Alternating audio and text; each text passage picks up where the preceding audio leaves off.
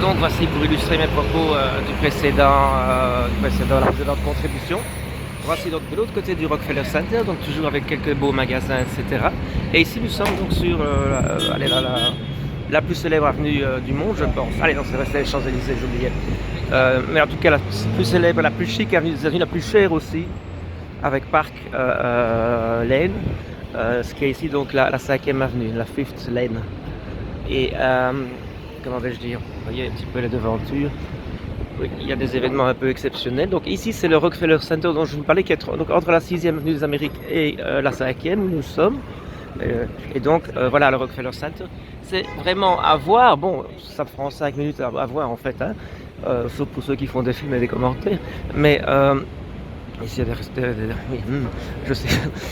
En fait, la première fois que j'étais à New York, j'avais pris un hôtel ici juste à côté. C'est un endroit, c'est très émouvant à voir parce que normalement ici vous avez tous les drapeaux, tous les pays au milieu du square. Et bon, aujourd'hui, voilà, c'est le drapeau arc-en-ciel.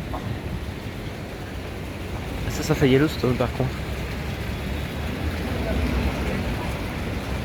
À part Central Park, il y a très peu de verdure à New York, donc il faut savoir ça. Même aux alentours de New York. On refera après la 5e avenue, donc je reviendrai vers vous. Mais donc encore quelques pictures and clips du Rockefeller Center. À voir, 3 étoiles pour moi. Avec évidemment Central Park, 3 étoiles.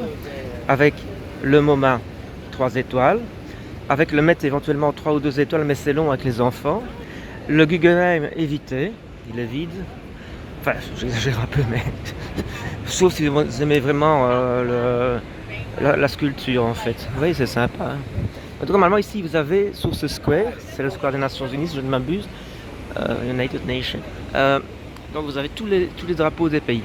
Comme c'est le week-end de la World Pride, il y a beaucoup de drapeaux. Mais en général, plus il y a de drapeaux, moins c'est gay.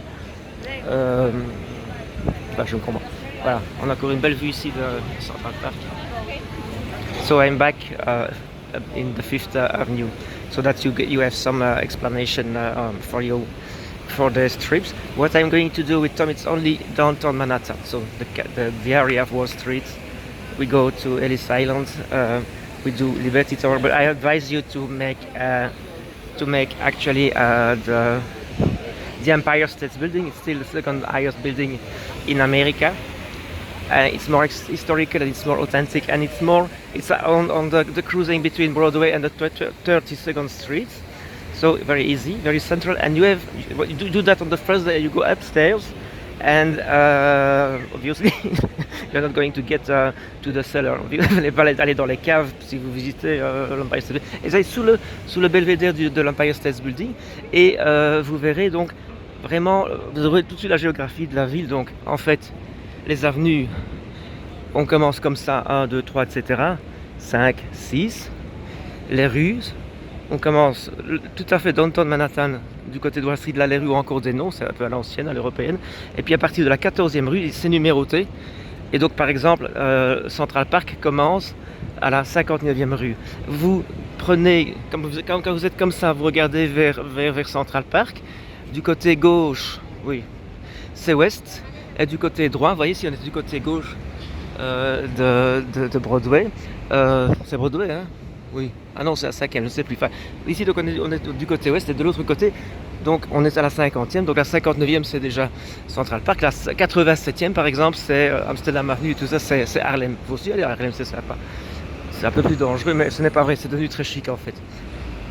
Pour investir, c'est là qu'il faut être. Regardez les arbres.